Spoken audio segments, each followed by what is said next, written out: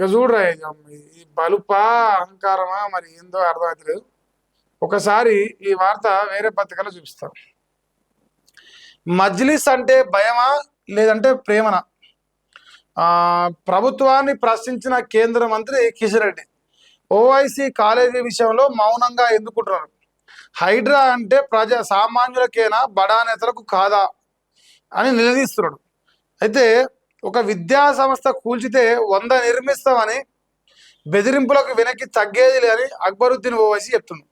ఫాతిమా ఓవైసీ విద్యా సంస్థల వ్యవహారంపై స్పందించింది. సో ఇప్పుడు మీ అందరికీ తెలిసిందే, గత దాదాపుగా 2.5 సంవత్సరాలు లేదంటే హైడ్రా అనేది ఒకటి పుట్టినప్పటి నుంచి ఇప్పటి వరకు తెలంగాణ రాష్ట్రంలో జరుగుతున్న చర్చ ఏందయ్యా అంటే ఈ ఫాతిమా కాలేజు ఎట్లుంటుందంటే, ఇంకో ఇదంతా చెరువు అనుకోరే, ఇట్లా వాటర్ ఉన్నాయి, ఇదంతా చెరువు అనుకోరే. అయితే జనరల్గా కాలేజీలు ఉంటే ఒకవేళ ఇది చెరువు ఎండ్ పాయింట్ అయితే ఇట్లా బిల్డింగ్లు కడుతుంటారు. కానీ మా అక్బరుద్దీన్ సాబు ఏం చేసిందంటే జబర్దస్త్ కదా. ఇప్పుడు కాంగ్రెస్ వాడు బీఆర్ఎస్ వాడు ఎవడు అధికారంకి వచ్చినా మా ఓట్లతోనే మా దయాదాక్షిణ్యాలతో అధికారంకి వస్తుండు అని చెప్పుకునే దమ్ము అక్బరుద్దీన్ ఓవైసీ ఫ్యామిలీకి ఉన్నది. కాబట్టి వాళ్ళు ఏం చేసినంటే, ఇగో ఇది చెరువు అయితే ఇటుంటుంది, ఇది ఫాతిమా కాలేజ్ ఇది. మరి మీరు అడుగుతారు నడిచేర్లట కట్టినా, మీరు బతికేదే మా ఓట్లతోని కదా కాంగ్రెస్ బీఆర్ఎస్. వాడు ఓపెన్ చెప్తాడు మా సపోర్ట్ లేకపోతే వాళ్ళు ముఖ్యమంత్రులు గారని. సో మరి అందువల్ల వాడు నడిచెర్ల కట్టిండు. అయితే మా రంగనాథ్ సార్ మీకు ఎరికేనా, హైడ్రా రంగనాథ్ అని మనం పేరు పెట్టినా. సో లోకం పెట్టింది. ఆ హైడ్రా రంగనాథ్ అంటే ఇప్పుడు సపోజ్ ఒక పేదోడు గిడ గుడిసె కట్టిండు, గిడ ఒక 10 గుడిసెలు వేసుకొని బతుంది. ఇక్కడ ఉంది చెరువు, ఈ నుంచి కిలోమీటర్ ఉంది. కిలోమీటర్ ఉంటే మన రంగనాథ్ గారు, హైడ్రా రంగనాథ్ గారు చాలా మేధావి. వారు ఏం చేస్తారంటే ఈ చెరువులో ఉన్న ఫాతిమా కాలేజీని ముట్టుకునే దమ్ము లేదు మరి వాళ్ళకు. వాళ్ళు ఏం చేస్తారు, ఈ చెరువుకు ఎఫ్టీఎల్కు బఫర్కు కిలోమీటర్కు దూరంగా ఉన్న పేదోళ్ళ పరుగులు కొడతాడు. ఇది నిరుపేద బిడ్డలు డేరాలు వేసుకొని బతికేటోళ్ళు, 4 తర్పాలను కవర్లు తెచ్చుకొని గుడిసెలకు వేసుకొని బతికే నిరుపేద బిడ్డలను వాళ్ళ కొంపలు కొడతాడు. ఈ దుర్మార్గపు పనిచేసే హైడ్రా రంగనాథ్కు మరి ఫాతిమా కాలేజీ ఒకటి దమ్ము లేదా? ఈ నడి చెర్ల తానం చేస్తుంది మన భాష. స్విమ్మింగ్ పూల్లో డాన్స్ చేస్తుంది, ఇట్లా స్విమ్మింగ్ పూల్లో నాగిన్ డాన్స్ చేస్తుంటుంది. మరి ఫాతిమా కాలేజ్ వీడి బొమ్మ వేసే కదా. మరి ఫాతిమా కాలేజ్కి స్పెషల్గా ఏమన్నా అధికారాలు అంటే అంబేద్కర్ రాసిన రాజ్యాంగాన్ని అమలు చేస్తున్న రేవంత్ రెడ్డికి ఫాతిమా కాలేజ్కి సపరేట్ రాసిర్రా అనేది కిషన్ రెడ్డి గారు అడుగుతున్నాడు. ఆయన అడిగే ప్రశ్నలో ధర్మం ఉన్నది, న్యాయం ఉన్నది. ఎందుకంటే గత 2.5 సంవత్సరాలుగా పేదోడికేమో చదువుకి ఇబ్బంది కాదు, పేదోడు పాపం అరే నాయన నా ఇంట్లో 4 ఫ్రిడ్జ్లో 4 టీవీలో 4 సామాన్లు ఉన్నాయిరా, మరి నాయన తీసుకొని పోతారా, ఒక గంట సేపు బయట దండం పెట్టి కాలు మొక్కితే గంట సేపు కాదు 1 నిమిషం కూడా ఆగనని కూలగొట్టిపోతాడు ఈ కిరాతకుడు. ఎవడు? హైడ్రా రంగనాథ్ అనే కిరాతకుడు. మరి అసలు కిరాతకుడు ఇప్పుడు పేదోని కొంపకు 10 నిమిషాలు టైం ఇస్తలేవు, బలిసినోని కొంపకు మాత్రం సంవత్సరాలుగా వస్తున్నాయి. వాడేమంటాడు, ఒక కాలేజీ కూడా కొడితే 100 కడతా అంటాడు. ఎవరి సొమ్ముతో కడతాడు? వక్ఫ్ బోర్డు భూముల పైన వచ్చిన సొమ్ముతో కడతాడు. ఆ ముస్లిం సోదరులు కళ్ళు కప్పి అక్రమంగా సంపాదిస్తాడు, తీసుకొచ్చి 100 కడతాడు. వాళ్ళని డెవలప్ కాలేడు, వాడు మాత్రం వేల లక్షల కోట్లకు అధిపతి అవుతాడు. ఫాతిమా కాలేజీని ముట్టుకుంటారా అనే ఒక ప్రశ్న పెడదాం. ప్రజలు ముట్టుకోరు కాక ముట్టుకోరు అనే సమానం వస్తుంది, గ్యారంటీ ఇస్తాను దీంట్లో. ప్రజల సమాధానం నేను ముందే చెప్తున్నా. ప్రజలు చూస్తున్నారు కదా, ప్రజలు కళ్ళతోని. నీ ప్రభుత్వం పిరికి పంద ప్రభుత్వం ఇది. ఇప్పుడు అసలు ఫాతిమా కాలేజీ టాపిక్ అవసరం లేదు. ఒకవేళ అక్బరుద్దీన్ ఓవైసీ కానీ అసదుద్దీన్ ఓవైసీ కానీ రేవంత్ రెడ్డిని కొడంగల్ కాన్స్టిట్యున్సీ ఇవ్వమంటే కూడా ఇస్తామని చెప్పిండు. ఇస్తామయ్యా, అంత మంచోళ్ళు మాకెందుకు వెళ్ళి మరి అంతా. సో అది మా యొక్క చరిత్ర కాబట్టి ఎట్టి పరిస్థితులలో మేము ఇంతే. ఫాతిమా కాలేజ్ ముట్టుకునే దమ్ము కానీ ధైర్యం కానీ లేదు. ఒకవేళ ముట్టుకుంటే రేపు తుర్కోల ఓట్లు మాకు పడవు. మరి రేపు హైదరాబాద్ జిహెచ్ఎంసీ ఎన్నికలు ఉన్నాయి. ఇప్పుడు క్యూర్ ఫర్ అని పెట్టిన పేర్లు. సో దాని ఎలక్షన్స్ ఉన్నాయి. ఆ ఎలక్షన్లలో గెలవాలంటే మరి ఆ ముస్లింల ఓట్లు కావాలి. వాళ్ళ ఓట్లు కావాలంటే ఫాతిమా కాలేజ్ని అవసరమైతే, ఇప్పుడు ఆయన కులబెట్టుకుంటాడు, ఖర్జూర పళ్ళు తింటాడు, అవసరమైతే రేపు ఈద్ ముబారకో ఇంకోటో వస్తే అడుగు పోయేస్తాడు. కానీ దాన్ని ఊలగొట్టమంటే ఇంతే. ఇంకా ఆన్సర్ మనం చెప్పే అవసరమే లేదు. వాళ్ళ సమాధానం క్లియర్. మీరు 100 ప్రశ్నలు అడుగురి. ఫాతిమా కాలేజ్ మాకు ప్రేమ, ఫాతిమా కాలేజ్ మాకు తల్లితో సమానం అని చెప్తారన్న రేవంత్ అన్న. అది లెక్క. ఎవరైనా మీరు మొత్తుకున్నా ఏం మొత్తుకున్నా గాయ చేసినా ఏం కాదు. అవసరమైతే కొడంగల్ను రాజిస్తాడు ఆయన. కొడంగల్ను రాజిచ్చేటోడు కూలగొడతాడు అదాన్ని. పాప మా కిషన్ అన్న టైం మొత్తం వేస్ట్ అవుతున్నాడా. వాడేమో ఎంత అహంకారదుడు, బెదిరింపు ఆయన బెదిరిస్తుడంట. అరే లత్తుకోరు నా కొడుకు, నిన్ను బెదిరించేది ఏంద్ర? నడిచేర్లాగా అవుతుంది, కనిపించలే కళ్ళకు. బెదిరించేది ఇంకాడా కళ్ళ కాకులు ఓడిసినాయా?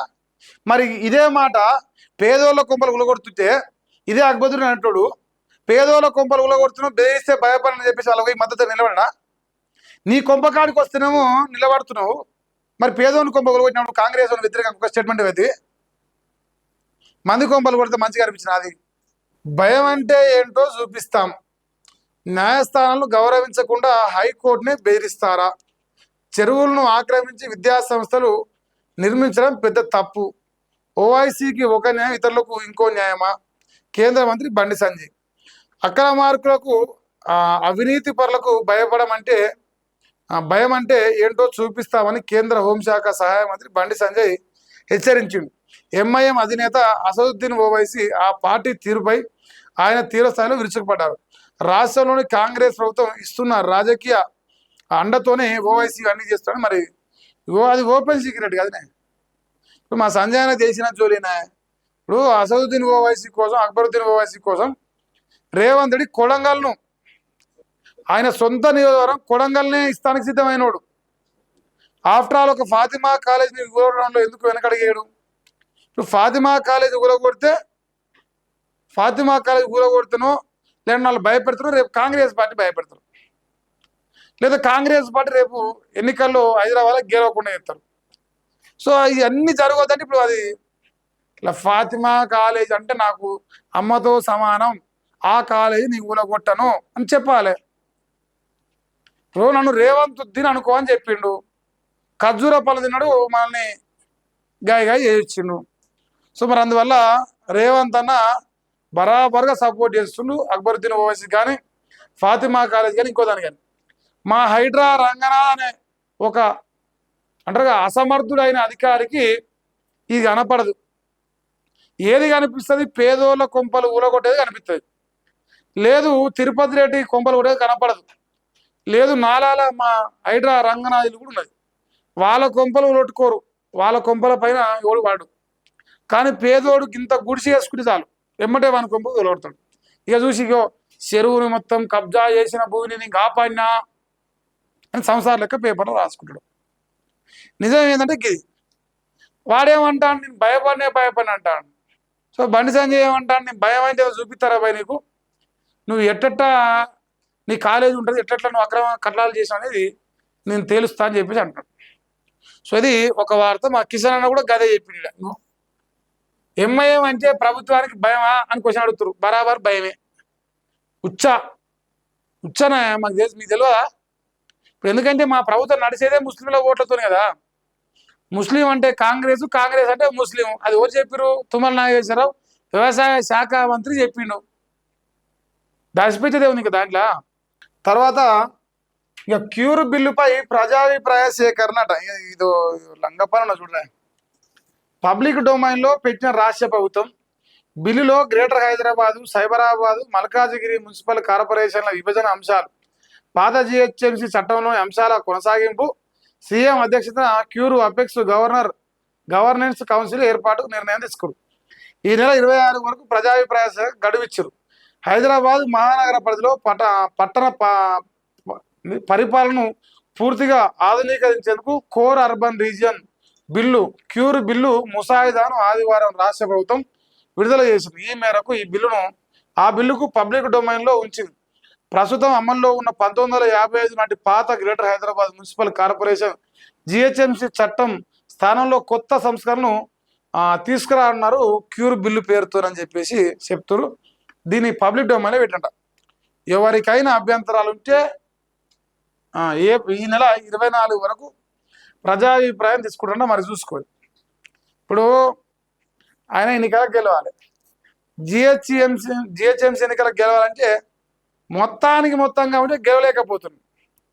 ఆయన ఏం చేస్తుందంటే సైబరాబాద్లో కొన్ని గ్రామ పంచాయతీలు, ఇప్పుడు కాంగ్రెస్ అంతో ఇంతో గ్రామాలలో జనబలంగా ఉంది. హైదరాబాద్ నడి సెంటర్లో లేదు. హైదరాబాద్ నడి సెంటర్లో బీఆర్ఎస్ స్ట్రాంగ్ ఉంది, లేదంటే బీజేపీ స్ట్రాంగ్ ఉంది, లేదంటే ఎంఐఎం స్ట్రాంగ్ ఉంది. వీళ్ళు గాడిదిగుడ్డే. ఏం చేస్తారు దీనికి? ఆ ఔటర్ రింగ్ రోడ్ సరిహద్దు ప్రాంతాల్లో ఉండే గ్రామ పంచాయతీలు అలా కలుపుకొని ఇగో ఇదే కార్పొరేషన్ అని చెప్పేసి ఆడికి ఒక కార్పొరేషన్ క్రియేట్ చేసి ఆడ ఎన్నికలు పెట్టి ఆ ఎన్నికల్లో కాంగ్రెస్ గెలవాలి. ఈ లంగ లత్కోరు పనికి ఆయన పెట్టిన పేరు ఇది. ఇక దీనికి ఏం పెద్దంటే పరిపాలన సౌలభ్యం కోసం, ప్రజలందరికీ పరిపాలన దగ్గర చేయడం కోసం ఇట్లా మంచి స్టేట్మెంట్ ఇస్తారు. కానీ ప్రజలకు నిజం తెలుసు కదా. నిజం ఏంటంటే ప్రజలకు తెలుసు. ఇక దాచిపెట్టేదే ఉంది అల్ల. ఇంకా ఇది మా రేవంత్ అన్న యొక్క బ్రహ్మాండమైన బృహత్తరమైన కార్యక్రమం మీరు చూడవచ్చు. ఇక అన్నగారికి రేవంత్ అన్నకు ప్రేమతో ఇది ఒకటి చూసుకోరే, బాగుంటుంది అన్నకు. హైదరాబాద్ శివారులో మరో అడుగు ఉందట. సర్దారు నగరు అటవీ బ్లాక్కు రిజర్వ్డ్ హోదా ఉందట. మహేశ్వరం మండలం మంకాల్లో 280 ఎకరాల గుర్తింపట రియల్ ఎస్టేట్ కబ్జాలకు అడ్డుకట్ట వేసేలా ప్రభుత్వం నిర్ణయం తీసుకుందట. ఫారెస్ట్ సెటిల్మెంట్ ఆఫీసర్గా రంగారెడ్డి అదనపు కలెక్టర్ నియమించిందట. ఈ వారమే reserved forest notification urban forest పార్క్గా అభివృద్ధి చేసే ప్లాన్. 280 ఎకరాలు కబ్జా చేయబోతున్నారు. నేను అట్నే చెప్తా, అది రివర్స్ చెప్పాలి. ఇదంతా వెలుగు రాసిన విధానం వేరుంటుంది, అసలు విధానం వేరే ఉంటుంది. సో నేనైతే ఏం నమ్మనా. సో ఎట్టి బస్సులో అలా కబ్జా చేస్తారు. 280 ఎకరాలు కబ్జా గురైతుందని చెప్పేసి దాన్ని పార్క్గా కన్వర్ట్ చేస్తారట. మీరు నమ్మి చూసుకోరు. మరో అడవి అట, 280 ఎకరాల అడవి. అయితే రేవంత్ రెడ్డి అడవులు సృష్టిస్తాడంటే నమ్మరు, అడవులు చెరిపివేస్తాడని నమ్ముతారు. ఇలా హైదరాబాద్లో నడి సెంటర్లా లేదంటే గచ్చిబౌలి లాంటి ప్రాంతంలో 2-3 వేల ఎకరాల ఉన్న అడవిని నాశనం చేయడానికి ప్రయత్నం చేసిన దుర్మార్గుడు ఇలా మరి అడవి క్రియేట్ అంటే నేను నమ్మ. పాపాల భయుడు పాపం పనులు చేస్తాడు, మంచి పనులు చేయడు. అట్లా అటుండదు లెక్క. రేవంత్ అన్న తెలియాలి.